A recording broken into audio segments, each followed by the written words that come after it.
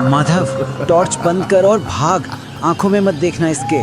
बिरजू ने माधव का कॉलर पकड़ा और उसे खींचते हुए झाड़ियों के बीच बेतहाशा दौड़ने लगा। दिशा का कोई ज्ञान नहीं था, बस उस हंसी और उस शैतान से दूर भागना था। लेकिन छलावा इतनी आसानी से शिकार को जाने नहीं देता। पूस की रात थी और ठंड इतनी थी कि हड्डियों के अंदर तक सिहरन दौड़ जाए। आसमान एकदम साफ था, लेकिन जमीन पर घना कोहरा छाया हुआ था। ये कोहरा धुएं की तरह नहीं, बल्कि सफेद चादर की तरह था, जो रामपुर गांव से शहर को जोड़ने वाली कच्ची सड़क पर बिछा हुआ था। इस सुनसान और डरावने रास्ते पर दो साए धीरे धीरे आगे बढ़ रहे थे। ये दोनों बिरजू और माधव थे। दोनों बचपन के दोस्त थे और पास के गांव सोनपुर के मेले से वापस अपने गांव लौट रहे थे।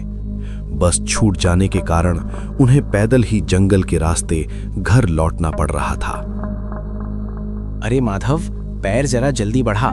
ये टॉर्च कभी भी बंद हो सकती है और तुझे तो पता है ना, ये इलाका ठीक नहीं है।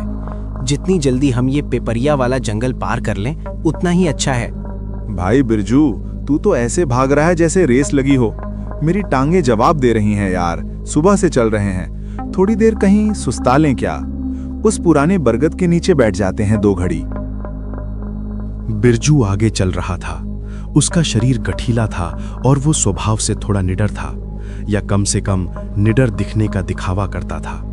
उसके ठीक पीछे माधव चल रहा था। माधव दुबला पतला था और स्वभाव से बेहद डरपोक। दिमाग खराब है तेरा? यहाँ रुकने का मतलब जानता है? बड़े बूढ़े कहते हैं कि पिपरिया के जंगल में रात को रुकना मना है। यहाँ हवा भी अपना रास्ता बदल लेती है और तू बरगद के नीचे बैठने की बात कर रहा है। चुपचाप चलता रहे, बस 2 कोस का रास्ता और बचा है। बिरजू की डांट सुनकर माधव चुप हो गया, लेकिन उसके मन का डर कम नहीं हुआ। जंगल अब और घना होता जा रहा था। रास्ते के दोनों तरफ बबूल और शीशम के पुराने पेड़ खड़े थे, जिनकी टेढ़ी मेढ़ी डालियां कोहरे में किसी राक्षस के हाथ जैसी लग रही थीं। कहीं दूर से किसी सियार के रोने की आवाज आई।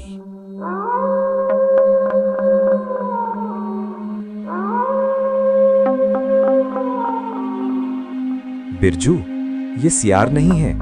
ये रोने की आवाज सियार की नहीं लगती। ऐसा लग रहा है जैसे कोई आदमी रो रहा हो या कोई बच्चा। तू और तेरे ये वहम। सियारी है भाई। रात को जंगल में जानवर नहीं बोलेंगे तो क्या भजन गाएंगे? तू बस मेरे कदमों की आवाज सुन और नीचे देखकर चल। इधर उधर देखेगा तो डर लगेगा ही। दोनों फिर से चलने लगे। टॉर्च की रोशनी अब टिमटिमाने लगी थी। कभी तेज होती तो कभी एकदम मध्यम पड़ जाती। कोहरा इतना घना हो गया था कि अब उन्हें अपने पैरों के अलावा कुछ भी साफ नहीं दिख रहा था। ऐसा लग रहा था कि वे किसी अंतहीन सफेद गुफा में चल रहे हैं। तभी उन्हें आगे रास्ते के किनारे एक पुराने और टूटे हुए मील के पत्थर के पास कोई परछाई दिखाई दी। क्या हुआ? रुक क्यों गए? चुप रह, सामने देख, वहां कोई बैठा है। माधव ने बिरजू के कंधे के ऊपर से झांक कर देखा। टॉर्च की मरती हुई रोशनी में उन्हें दिखा कि रास्ते के किनारे एक बुजुर्ग आदमी बैठा है। उसने एक मैली कुचैली धोती पहन रखी थी और ऊपर एक पुराना कंबल ओढ़ रखा था। वो अपने दोनों हाथों से एक बड़ी सी पोटली को पकड़े हुए था और सुबक रहा था। उसकी पीठ उनकी तरफ थी और वो लगातार हिल रहा था, जैसे रो रहा हो। माधव के रोंगटे खड़े हो गए। इतनी रात को इस घने जंगल के बीच सुनसान रास्ते पर एक बूढ़ा आदमी अकेला क्या कर रहा है? ये बात किसी भी तरह से सामान्य नहीं थी। बिरजू, मुझे ये ठीक नहीं लग रहा। चल वापस चलते हैं या फिर दौड़ लगा देते हैं। इससे बात मत करना। मेरी दादी कहती थी कि जंगल में कोई अनजान मिल जाए तो उसे टोकना नहीं चाहिए। अरे चुप कर, देख तो सही। बेचारा कोई मुसीबत का मारा लगता है। हो सकता है किसी गांव का हो, रास्ता भटक गया हो। इंसानियत भी कोई चीज होती है या नहीं? बिरजू ने अपने डर को दबाया और गला खंखार कर उस आकृति की ओर बढ़ा। माधव ना चाहते हुए भी उसके पीछे पीछे खिसका। जब भी उस बूढ़े के थोड़े करीब पहुंचे तो बिरजू ने आवाज दी, काका, ओ काका, इतनी रात गई, यहाँ अकेले क्यों बैठे हो? सब ठीक तो है? बिरजू की आवाज सुनते ही उस बूढ़े का रोना बंद हो गया। एक पल के लिए वहां भयानक सन्नाटा छा गया। फिर धीरे धीरे उस बूढ़े ने अपनी गर्दन घुमाई। वो दिखने में बहुत कमजोर और लाचार लग रहा था। बेटा, क्या तुम मुझे थोड़ा पानी पिला सकते हो? मेरा गला सूख गया है और ये पोटली ये बहुत भारी है, मैं इसे उठा नहीं पा रहा। पानी तो हमारे पास भी नहीं है काका, बोतल खाली हो गई है। लेकिन आप हो कौन और जाना कहाँ है आपको? मैं पास के रामपुर गांव का हूँ। मेरे बेटे ने मुझे घर से निकाल दिया, कहा जंगल में जाकर मर जा। मैं रास्ता भटक गया हूँ बेटा, मुझे बस मुख्य सड़क तक पहुँचा दो। मेरी आंखों से अब कम दिखता है, इस कोहरे में तो मुझे कुछ भी नहीं सूझ रहा। बूढ़े की बात सुनकर बिरजू का दिल पसीज गया। उसे लगा कि माधव बेकार में ही डर रहा था। ये तो बस एक सताया हुआ बुजुर्ग है, और आगे बढ़कर बूढ़े के पास गया। अरे काका, ये तो बड़ा जुल्म हुआ। कोई बात नहीं, हम भी उसी तरफ जा रहे हैं। आप उठिए, हम आपको सड़क तक छोड़ देंगे। लाइए, ये पोटली मुझे दे दीजिए। बिरजू, रहने दे भाई, पोटली मत ले, हम बस इन्हें रास्ता बता देते हैं, हमें देर हो रही है। तू चुप रह माधव, देख नहीं रहा इनकी हालत? काका, आप उठिए। माधव ने गौर किया कि वो बूढ़ा कद में उम्मीद से ज्यादा लंबा था। बैठा हुआ वो छोटा लग रहा था, लेकिन खड़े होने पर वो बिरजू से भी एक सिर ऊंचा था। और एक अजीब बात थी, उस पोटली में से एक अजीब सी सड़ान धा रही थी, जैसे कोई मरा हुआ जानवर हो। लेकिन बिरजू ने उस पर ध्यान नहीं दिया। उसने पोटली अपने कंधे पर टांग ली। बाप रे काका, इसमें क्या पत्थर भरे हैं? बहुत वजन है इसमें। बस जिंदगी भर के पाप और कुछ यादें हैं बेटा, बोझ तो होगा ही। अब वे तीन लोग चलने लगे। बिरजू पोटली उठाए आगे, उसके पीछे वो बूढ़ा, और सबसे पीछे डरता कांपता माधव। थोड़ी दूर चलने के बाद बूढ़े ने अचानक बाईं ओर इशारा किया, जहां झाड़ियों के बीच एक पतली सी कांटों भरी पगडंडी जंगल के अंदर जा रही थी। बेटा, उस रास्ते से चलो, वो शमशान के पास से होकर जाता है। वो छोटा रास्ता है, मुख्य सड़क वहां से जल्दी आ जाएगी। उसने पोटली को जमीन पर रखा और पसीना पोंछा। काका, ये क्या चक्कर है? रास्ता कहाँ है? हम तो गोल घूम रहे हैं। बिरजू ने मुड़कर बूढ़े को देखा, लेकिन वहां जो दृश्य था उसने बिरजू के पैरों तले जमीन खिसका दी। बूढ़ा वहां खड़ा था, लेकिन अब वो लाचार नहीं लग रहा था। वो सीधा तना हुआ खड़ा था। कोहरा उसकी टांगों के पास लिपटा हुआ था। रास्ता तो कब का पीछे छूट गया बेटा, अब तो तुम मेरे इलाके में हो। क्या मतलब? मजाक मत करो काका, बताओ सड़क किधर है? मुझे प्यास लगी है बिरजू, मैंने पानी मांगा था, तुमने दिया नहीं। अब मुझे भूख भी लग रही है। बूढ़े ने अपना चेहरा ऊपर उठाया। टॉर्च की मध्यम पीली रोशनी उसके चेहरे पर पड़ी। माधव के मुंह से चीख निकल गई और वो जमीन पर गिर पड़ा। उस बूढ़े का चेहरा बदल रहा था। उसकी झुर्रियां गायब हो रही थीं और खाल खिंच रही थी। उसकी आंखें, जो पहले धसी हुई थीं, अब अंगारों की तरह लाल चमक रही थीं, और उसके पैर। माधव ने अपनी टॉर्च नीचे की। बूढ़े के पैर जमीन पर नहीं थे, वो हवा में कुछ इंच ऊपर तैर रहा था और उसके दोनों पैर पीछे की ओर मुड़े हुए थे। मेरी मदद की तुमने, बहुत अच्छे दोस्त हो तुम। अब मेरा एक और काम कर दो, मुझे इस जंगल से बाहर नहीं जाना। मुझे तो बस नए साथी चाहिए थे, बरसों से अकेला हूं यहाँ। माधव, टॉर्च बंद कर और भाग, आंखों में मत देखना इसके। बिरजू ने माधव का कॉलर पकड़ा और उसे खींचते हुए झाड़ियों के बीच बेतहाशा दौड़ने लगा। दिशा का कोई ज्ञान नहीं था, बस उस हंसी और उस शैतान से दूर भागना था। लेकिन छलावा इतनी आसानी से शिकार को जाने नहीं देता। जंगल उनका घर था और बिरजू और माधव अब उस घर के कैदी थे। जैसे ही वे दौड़ रहे थे, उन्हें महसूस हुआ कि जंगल के पेड़ अपनी जगह बदल रहे हैं और रास्ता उन्हें बार बार उसी सूखे पेड़ के पास ला रहा है जहां वो छलावा खड़ा मुस्कुरा रहा था। डर और बदहवासी में दोनों बेतहाशा दौड़ रहे थे, लेकिन जंगल का वो हिस्सा किसी भूल भुलैया में बदल चुका था। वे जितना तेज भागते उतनी ही जल्दी वे वापस उसी सूखे पेड़ के पास पहुंच जाते जहां वो कंकालों वाली पोटली पड़ी थी। छलावा अब उन्हें दिखाई नहीं दे रहा था, लेकिन उसकी हंसी हर तरफ से आ रही थी, पेड़ों के ऊपर से, जमीन के नीचे से और हवा के झोंकों से। अचानक घने कोहरे ने एक दीवार जैसा रूप ले लिया। बिरजू और माधव का हाथ एक दूसरे से छूट गया। बिरजू, बिरजू कहाँ है तू? मुझे कुछ दिखाई नहीं दे रहा। मेरा हाथ पकड़ ले भाई। मैं यहीं हूँ माधव, इस तरफ आ, मुझे रास्ता मिल गया है, जल्दी आ।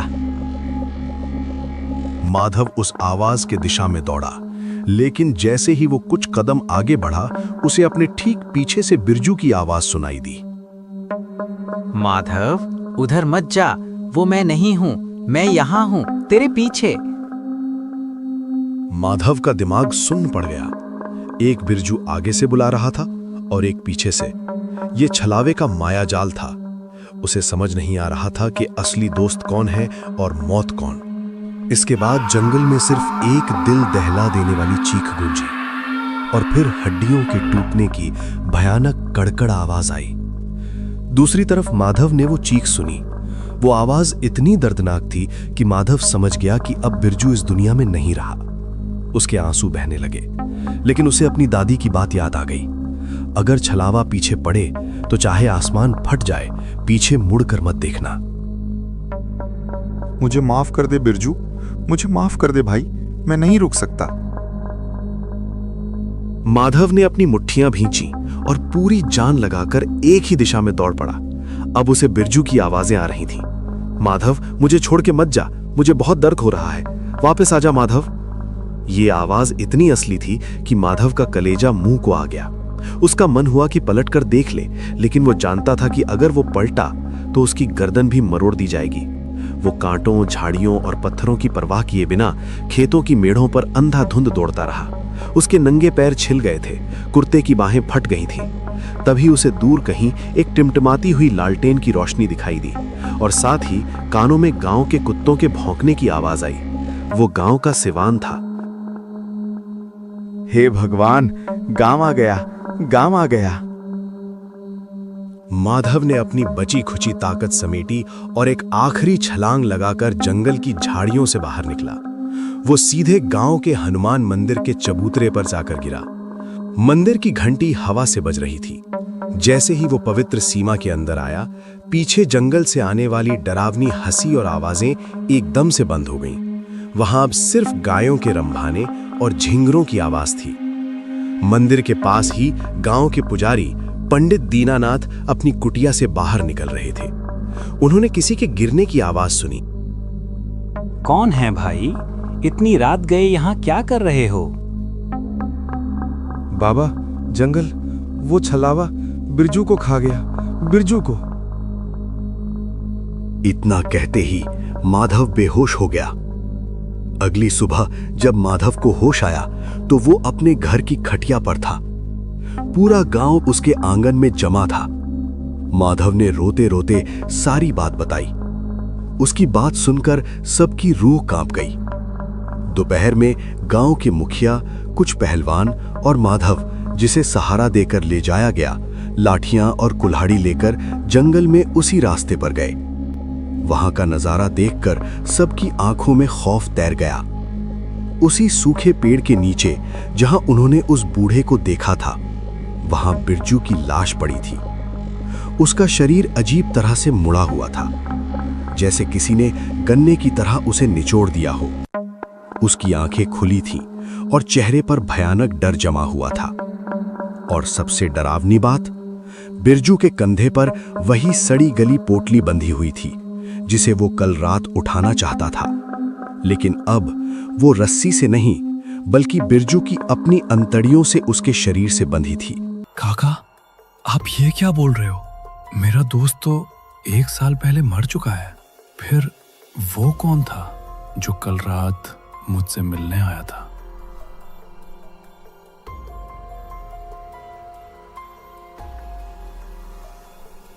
अमृतपुर गांव में रामू नाम का एक किसान रहा करता था। वो बहुत गरीब था। उसके माता पिता बचपन में ही छोड़कर चले गए थे, इसीलिए वो अकेला पड़ गया था। उसके पास घर के अलावा सिर्फ एक छोटा सा जमीन का टुकड़ा था, जिसमें वह खेती किया करता था। तभी शाम हो जाती है। उसका करीबी दोस्त काफी दिनों बाद उससे मिलने आता है। चंदन, तुम्हें यहां कैसे आना हुआ? पहले बैठने को नहीं कहोगे? हाँ हाँ आओ, बैठो। वो दोनों दोस्त बैठकर बातें करने लगे। अब बोलो, कैसे आना हुआ? कुछ खास नहीं है। मैं कुछ काम के लिए शहर गया था, उधर से लौटा तो सोचा तुमसे मिल लेता हूं। तुम बता, तुम कैसे हो? मैं ठीक हूं। और क्या हुआ है? हमेशा खुश रहने वाला आदमी आज इतना उदास क्यों है? कुछ नहीं दोस्त, दूसरे गांव में एक सेठ से कुछ पैसे उधार लिए थे, थोड़े थोड़े करके सब चुका दिया है। थोड़ा और बाकी है, कल जाकर दे दूंगा। तुम बता। वही पैसों की काम। मुझे थोड़े बहुत पैसों की जरूरत पड़ गई थी, इसलिए मैं शहर अपने बैंक गया था। वहां गया तो बैंक में पैसे खत्म हो गई थी, इसलिए वापस लौटना पड़ा। तो फिर कल भी शहर जाओगे? हाँ, कल भी बैंक जाना पड़ेगा। लगता है रात हो गई, अब मुझे घर की ओर चलना चाहिए। रात तो बहुत हो गई है, आज रुक जाते तो अच्छा होता। नहीं दोस्त, मैं रुक नहीं सकता, मुझे चलना चाहिए। फिर चंदन अपने दोस्त से बात करके घर की ओर चल देते हैं। अगले दिन रामू सेठ का बाकी पैसे देने के लिए उसके घर की ओर चल देता है।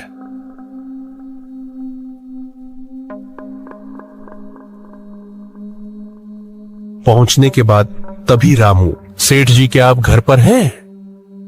हाँ हाँ बैठो। तो रामू, मेरे बाकी के पैसे कब लौटाओगे? वही देने आया हूं सेठ जी। तो अच्छी बात है, आज सुबह ही मुझे पैसों की जरूरत पड़ गई थी। ठीक हुआ जो तुम देने आ गए, नहीं तो मुझे बैंक जाना पड़ता। तभी रामू सेठ जी को बाकी के पैसे दे देते हैं। तो सेठ जी, मैंने सारे पैसे आपको चुका दिया है। हाँ रामू, तुम सारे पैसे अब चुका दिए हो। ठीक है सेठ जी, मैं अब चलता हूं। रामू पैसे देकर वहां से चल देता है। चलते चलते उसी दोस्त का बहुत याद आ रही थी जो उसे कल शाम में मिलने आया था। तभी रामू चलते चलते थक जाता है। तभी रामू सोचता है, रास्ते में दोस्त का घर पड़ता है, एक बार भेंट कर लूंगा तो अच्छा होगा। कुछ देर बाद रामू दोस्त के घर की ओर चल देता है। पहुंचने के बाद तभी रामू, क्या घर पर कोई है? तभी रामू घर के अंदर चला जाता है। चाचा, ये मेरे दोस्त के फोटो पर माला क्यों लगाए हुए हैं? तुम्हें नहीं पता बेटा, मेरे बेटे की मृत्यु 1 साल पहले हो चुकी है। वो कैसे चाचा? मेरे दोस्त की मृत्यु कैसे हुई? पता नहीं बेटा, शहर गया था बैंक से पैसे लाने, लेकिन शाम को उसका मृत शरीर घर पहुंचा। पता नहीं क्या हुआ उसके साथ। तुम बताओ बेटा, तुम्हें यहां कैसे आना हुआ? ऐसा कुछ नहीं अंकल, दूसरे गांव के सेठ का पैसे बाकी रह गया था, वही वापस देने गया था। सोचा रास्ते में दोस्त का घर आता है, एक बार भेंट कर लेता हूं। लेकिन क्या लेकिन? दरअसल चाचा, चंदन कल शाम को मेरे घर आया था। तुम ये क्या बोल रहे हो? ऐसा कैसे हो सकता है? मेरे बेटे को मरे 1 साल हो चुका है। चाचा, मैं सही कह रहा हूं। कल शाम को चंदन मेरे घर आया था। हम दोनों को बातें करते करते रात हो गई थी, लेकिन रात होने के बावजूद भी वह नहीं रुका। वो चला गया। कहां चला गया? वो कह रहा था कि मुझे घर जाना है। उसके आगे कहां गया मुझे नहीं पता। मुझे विश्वास नहीं हो रहा बेटा कि तुम सही बोल रहे हो कि गलत। मुझे खुद यकीन नहीं हो रहा है चाचा कि ये मेरे साथ क्या हो रहा है। जिस दोस्त के साथ कल शाम को बैठकर बातचीत हो रही थी, आखिर वो कौन था? ये सोचकर हमारा सर दर्द करने लगा। ठीक है चाचा, मैं चलता हूं, नहीं तो रात हो जाएगी। शाम होने के कारण रामू वहां से चल देता है। चलते चलते रास्ते में वही बात, उसे बहुत परेशान कर रही थी कि आखिर वो कौन था जो शाम को मेरे घर आया था, जो मुझसे बातें कर रहा था। यही सोचते सोचते रामू घर पहुंच जाता है। तभी रात हो जाती है और रामू सो जाता है। तभी आधी रात रामू की आंखें खुल जाती है। रामू को ऐसी आवाजें आ रही होती है मानो गेट पर कोई है। रामू बहुत ही डर जाता है। पता नहीं इतनी रात को दरवाजे के पास कौन है। तभी रामू उठ खड़ा होता है और गेट पर जाकर चेक करने लगता है। अरे कौन हो भाई? इतनी रात को दरवाजे को ठकठका क्यों रहे हो? अरे रामू, मैं हूं, तुम्हारा दोस्त चंदन।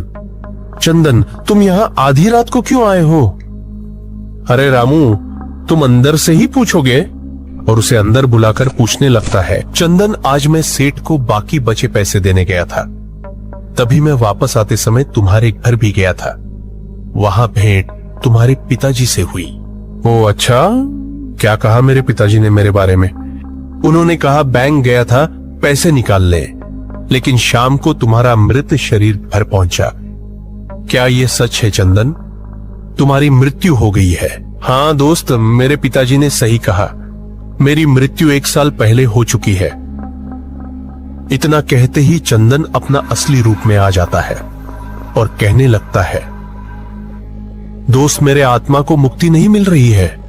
मेरी आत्मा भटक रही है, इसीलिए मैं तुम्हारे पास मदद लेने आया हूं।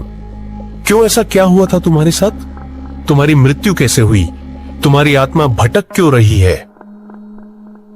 दरअसल दोस्त, बैंक से पैसा लेकर घर जा ही रहे थे, तभी किसी ने मुझे गोली मार दिया और मेरी वही मृत्यु हो गई।